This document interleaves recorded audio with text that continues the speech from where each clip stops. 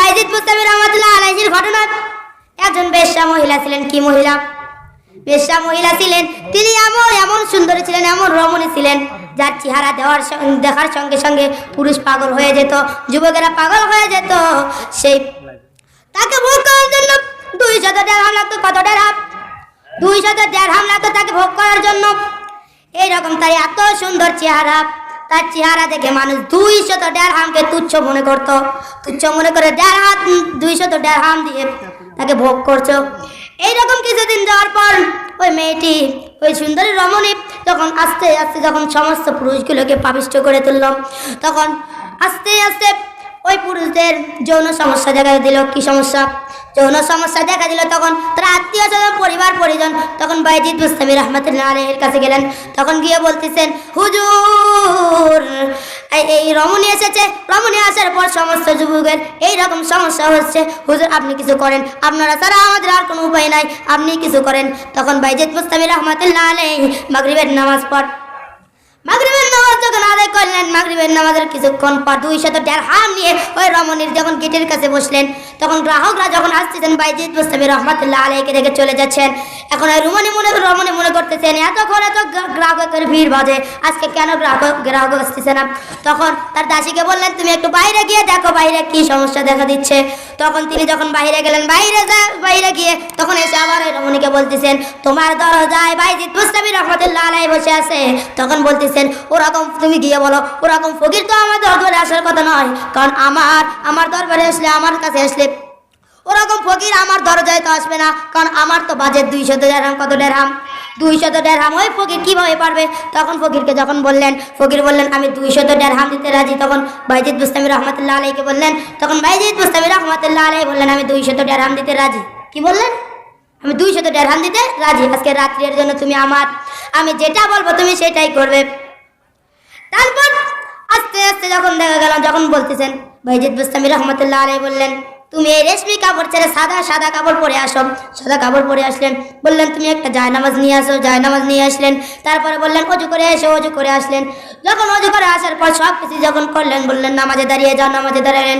তখন বাইজিদ মুস্তামি আল্লাহর কাছে দুটি হাত তুলে বলতেছেন, মাওলা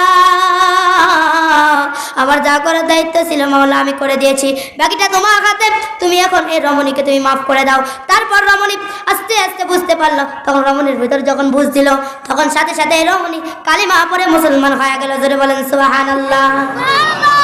আজকে যুবকেরা নামাজ পড়ে না, যুবকেরা তওবা করে না, যুবকেরা গান গজল নিয়ে ব্যস্ত, ঠিক না? গান নিয়ে ব্যস্ত। এখন যুবকেরা গান বলবো ইনশাআল্লাহ বলবো। ভালোবাসার মানুষ তুমি এমনই একজন, মিশে যাবে যারি সাথে আমার হৃদয় মন।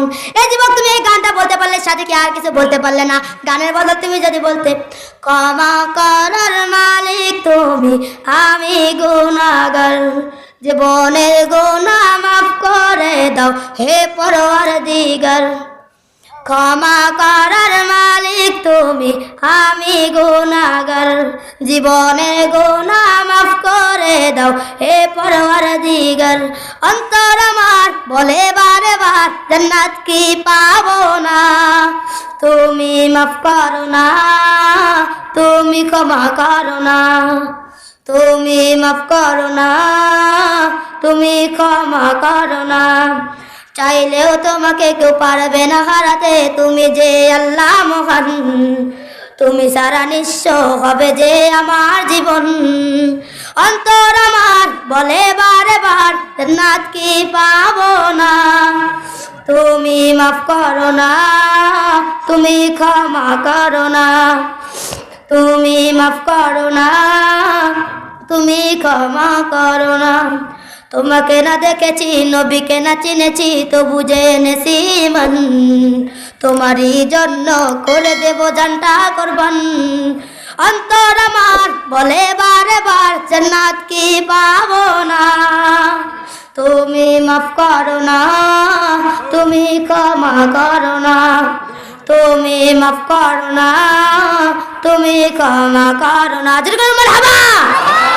আজকে যদি এটা গানের খেলা হতো, কত সুন্দর মুখ থেকে আওয়াজ বেরোতো। আজকে এটা গজল, আজকে এখানে গজল পরিবেশন করা হয়, আজকে এখানে ওয়াজ করা হচ্ছে, এখানে ওয়াজ নসিহত করা হচ্ছে, কার মুখে কথা নাই, কথা বলেন। যখন আল্লাহর নামে যখন কোনো কথা হয় তখনই কিন্তু মানুষের গায়ে বেঁচে যায়। এমনি সময় নাচ গান হবে তাতে বাধা নেই, করোনা শুধু ওখানেই ধরে, ঠিক না? বাজার ঘাটে করোনা ধরে, করোনা ধরে না, এখানেই শুধু করোনা ধরে। কেন? করোনা খুব ভালো, মাহফিল ছাড়া থাকে না, মসজিদ ছাড়া থাকে না, মাঠ ছাড়া থাকে না, ঠিক না? করোনা এত পরিষ্কার হয়েছে, মাহফিল ছাড়া করোনা থাকে না, হাটে বাজারে করোনা ঘুরে বেড়ায় না, করোনা ঘুরে বেড়ায় মাহফিলে। যে জায়গায় সুরক্ষিত জান্নাতের বাগান, যে জায়গায় জান্নাতের বাগান সেখানে এসে শুধু করোনা আসে। করোনা যদি হাটে বাজারে থাকতো তাহলে বোঝা যেত, ঠিক না? করোনা যে শুধু এই জায়গায় আসতেছে, করোনাকে দূরে সরাতে আমাদের তাওবা করার দরকার আছে না নাই? আবার আল্লাহ আমাদের তাওবাতুন নাসুহা করো। নাসুহা কিন্তু একজন মানুষের নাম, একজন ব্যক্তির নাম।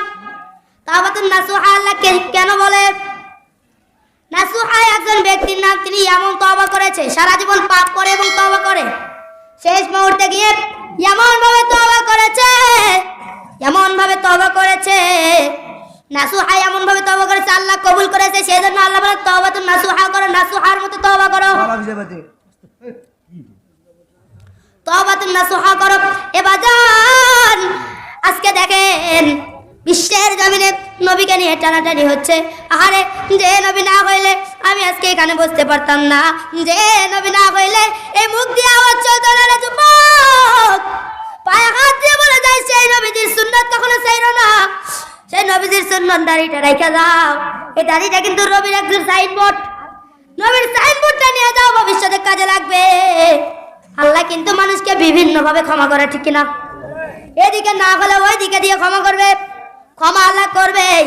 যে কোনো একটা পথ বলে আল্লাহ ক্ষমা করবে। আল্লাহ বলেন নবীজি ও গো হাবিব, আমি তোমার বান্দাদেরকে, আমি আমার বান্দাদেরকে, তোমার উম্মতকে একবার হলেও জান্নাতে দেবো। হে যুবক, সেই সুযোগটা একটু খোঁজেন, সেই সুযোগটা যদি আল্লাহ পায়, আল্লাহ যদি আপনাকে দেয়। এ যুবক, নবীকে তুমি ভালোবাসতেছো না, নবীকে তো ভালোবাসতে হবে, কারণ নবী তো এই ঘটনার সব মূল, নবী তো এই ঘটনার সব মূল।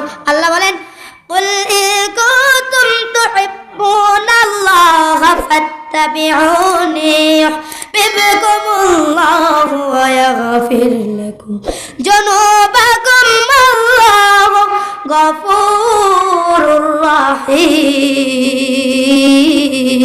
আল্লাহু আকবার। আমার আল্লাহ বলেন বান্দা তুমি যদি আমাকে পেতে চাও তাহলে সর্বপ্রথম আমার নবীকে পেতে হবে, আমার রাসূলকে পেতে হবে, আমার হাবিবকে পেতে হবে, আমার বন্ধুকে পেতে হবে।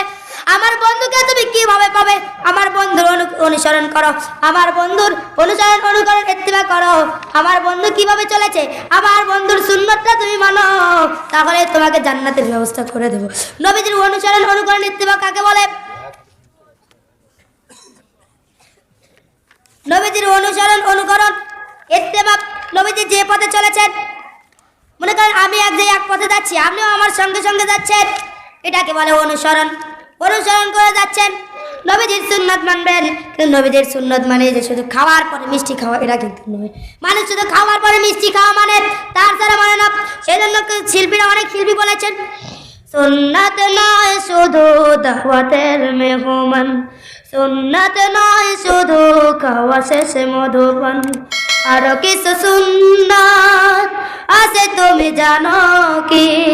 জানলেও জীবনে কখনো তা মানো কি? সুন্নাত নয় শুধু মাজলুমে সহায়ক, সুন্নাত প্রয়োজনে জালিমের প্রতিরোধ, ঠিক না? সুন্নাত শুধু নয় মাজলুমে সহায়ক, সুন্নাত প্রয়োজনে জালিমের প্রতিরোধ, সুন্নাত শুধু নয় নির্জন ধ্যানে যাওয়া, আর সুন্নাত হলো পাথরের আঘাত খাওয়া, ঠিক না? নবীজি পাথরের আঘাত খেয়েছে, আজকে পাথরের আঘাত খাওয়ার জন্য রাজি আছি কে? হাত তুলুন, মাশাআল্লাহ, হাত তুলুন, আরো জোরে হাত তুলুন, টান টান করে আল্লাহকে দেখান। আল্লাহকে বলেন আল্লাহ আজ থেকে আমরা তোমার নবীর পথে চলবো, তোমার নবীর সুন্নাত মানবো, সব সময় নামাজ কালাম পড়বো, তুমি সে তৌফিক দান করো। আল্লাহ মান, সবাই বলেন আমিন। আমার আব্বা হুজুরকে রেখে আমার কথা বলা ঠিক না। তিনি আমার কথা, আমি যে কথা বলতেছি সেটার মূল, কারণ আমি ওখান থেকে কিছু শিখছি। ওনাকে যদি আমি বসে রাখি তাহলে এটা একটা বেয়াদবি না। তা বাদে রাত্রি গভীর হয়ে যাচ্ছে, আমি যদি সারা রাত বলি আপনারা শুনবেন? শুনবেন তো ইনশাল্লাহ? আচ্ছা ঠিক আছে, পরবর্তী আমার আব্বা হুজুর আছে, তেনার থেকে কিছু কথা শুনবেন। আমি জানি আমার আব্বা হুজুর কিছু মূল্যবান কথা বলবেন, সেগুলো শুনে আপনারা আমল করার চেষ্টা